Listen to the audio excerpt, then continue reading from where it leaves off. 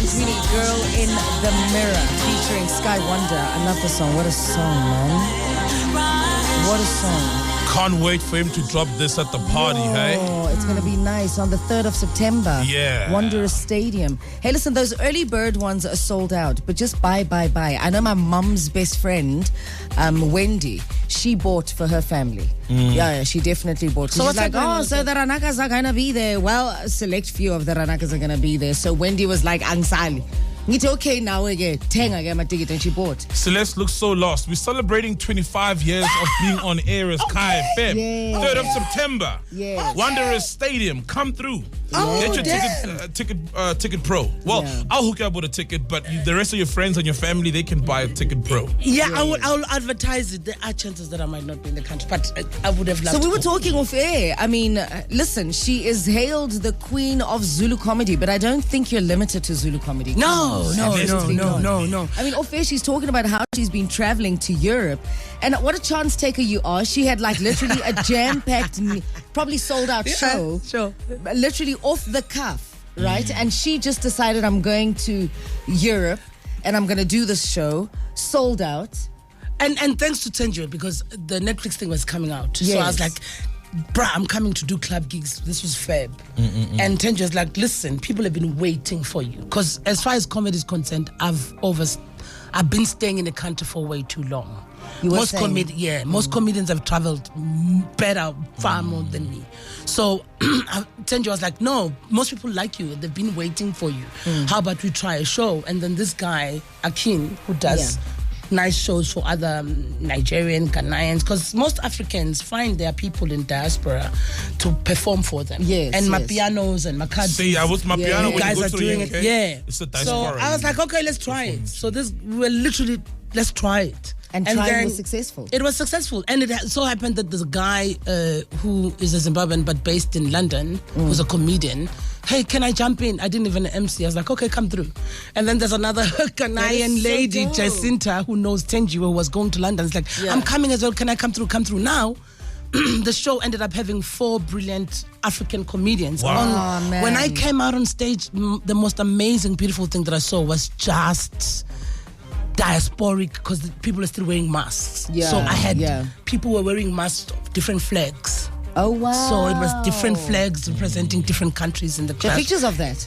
I do. I'll have to check it on my YouTube. So you mix, right, sometimes between Venek and the English. So, Grand, if you're just going to be doing Venek comedy, you're limiting yourself then, because there's nowhere else to go. Yeah. Definitely, which is why I'm not denying that I'm a Zulu comedian. Me, Zulu is not something that we have to put on my CV. It's who I am. It's who you are. So, like even in the roles, that's why I had to say something. I think we must move away from this thing of limiting our languages when we should say them. They're part of us.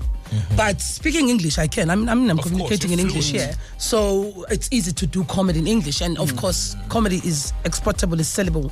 And depending on how you curate your own... I'm a storyteller. So I tend to tell global stories. It's not a story that is only going to resonate to a South African or to a black person only, or to, Tell me something. Is it fun to be in a relationship with you romantically? Like, we are I am such a lover. Really? You give the best I hugs. love, actually, the last time I was, last week I was in London. I bought my some sexy lingerie because I'm waiting. No, but I really prepare when I'm in love. Like when I'm with someone, I go all out. So you're a gentle lover. Oh Lord, me, I'm a feminine person. Yeah, I know most people think when I'm with a man, I don't change clothes. I think we're the cook. same. I like the whole balance energy. Yeah, bring your we're the masculine, same. I'll bring my feminine. Are you with someone right now? No, Are you single? I am so single. Yeah, Did you we're get any both action in the UK? No. No action. I was like literally the action I got last week in the UK. I won't lie to you. My agent, amazing, Yvette and Colin, so they made me up in London.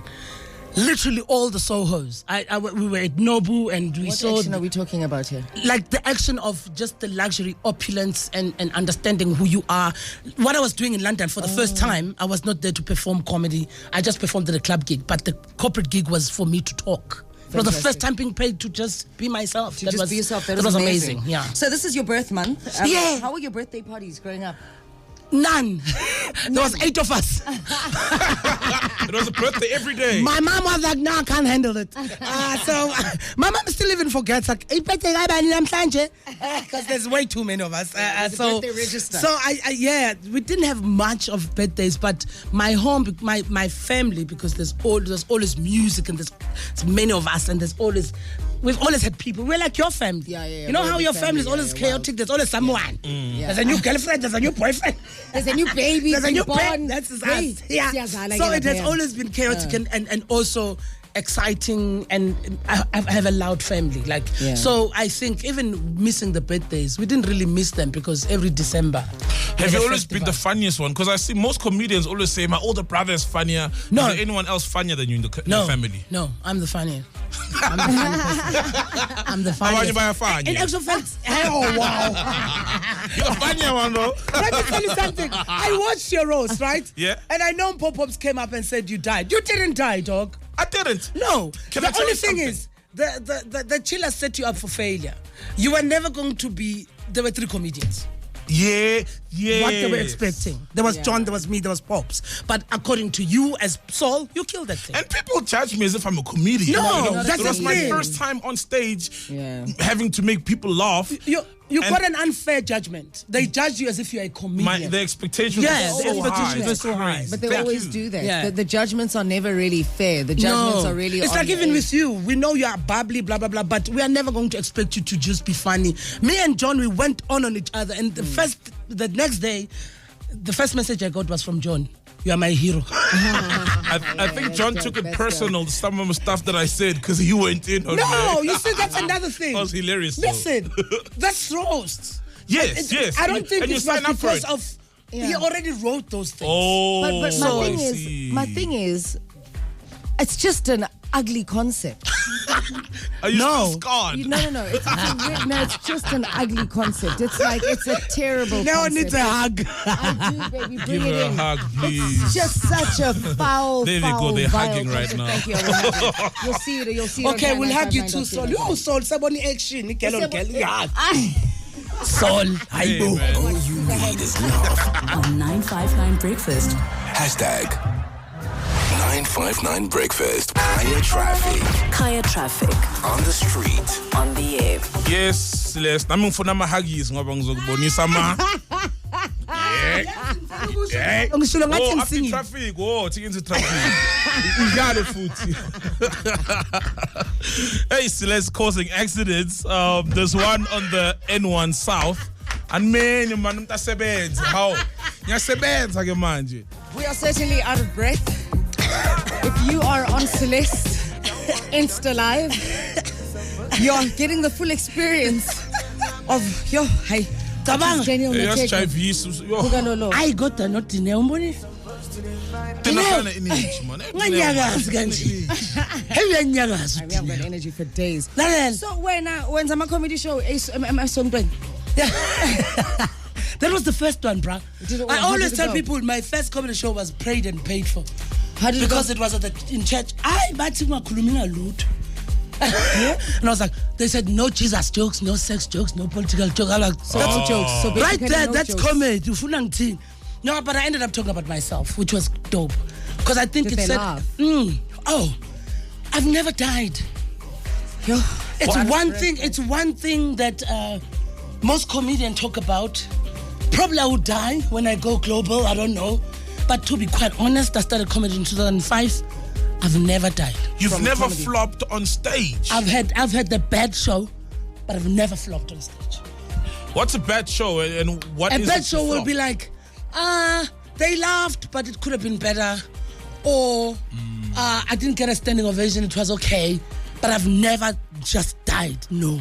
Well, because I always thought, like, as a comedian, a lot of times you have to go through that baptism of fire where you die. Not on your really. first I show think or some of the second. things are said because it's what most people go through. Yeah. To be quite honest, I'm funnier off stage. So now, imagine. why will I die?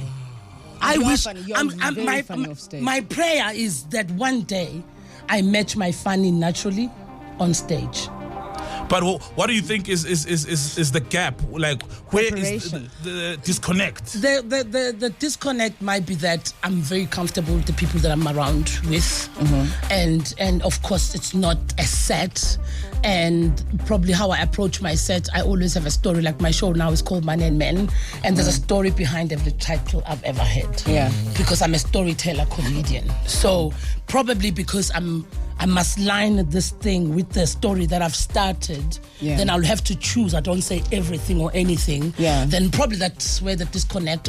But trying to make it a material is totally different than yes. I was about to say, which I think because my assumption would be the preparation. Because when you're just hanging out, like with you, things just like literally roll out of your mouth, you know? Yes. It's easy, it's organic. But then when you have to be prepared like you were for the roast, it's a different situation. Different ball game. But like I say, you are funny too. If you were to do comedy as long as I've done it, I don't think you probably would have died. But because you are funny, naturally. Yeah. So that's what. Then when you now channel it into us, we are phone Sol, but so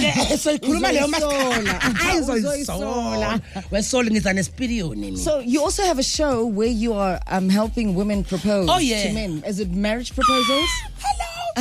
She just saw Angie Kimani. Yeah, the angels, the celestial angel. Yes. Oh wow, look at you. I didn't miss that. Are these ladies proposing marriage? Yes, they are proposing, these ladies. And what, marriage or marriage. Okay. Some of them for different reasons. Some of them they've stayed long in a relationship and they feel like I'm chitaganyagas. Some of them Dineo Sol. Some of them they have kids, blah, blah, whatever reasons. Some just love their men, and some of them were younger than what you would expect and think. Is it? The desperation, yeah. But funny enough, as you guys were asking me, I'm single, but I've been lucky enough to be put under my craft. Whatever the stuff that I'm doing, I'm always around people that are in love. I did Gift of Love, Perfect Wedding, now this show, which is Will He Say Yes? It's on Honey TV. And listening to other people's stories about love and how the vulnerability, I know there's because I'm in the no, that's a scandal, that's why they do the show. But mostly it's not even about that. Most of them you realize, what is love? Like the vulnerability of love, some of us don't really understand. No, some of us are single because we're like, we ask so many questions. Some people love people for who they are, for real. Genuinely. Like that's one thing I really do believe that relationshiping and your business about your relationship is never a community project. No. It's your thing. It must make sense only to you and the person that you're with. So whether it is that it's the woman who's proposing, whether it is that it's the man who's proposing, I think it's interesting content, particularly when it's the woman who's proposing, because from a societal standpoint, that's different. I think also it speaks to this society that we are in now. Everything is fluid. So who plays the role? Who must say, I love you first? Who deserves to express their love to someone? I'll tell you I love you. Yeah, me, I don't wait. Oh no, me, I do say. So go a shell and out. No, angazange shell, but I do say. Angikwazi ukushela ngivengixwayiza amehlo. Ngizokufundisa shame. And then into I'm very ngivele ngibe funny kakhulu. I think it's my coping mechanism. Ngizwa ngishaya ijoke umuntu ethi hayi kahle ngisathi ngisazama ngithi.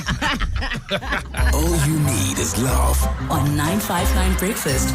#959 Breakfast. Celeste. Yes. Thank you. Thank you so much. So I needed to say this. See you guys on the 10th of September. My show is at Emperor's Palace, Money and Men.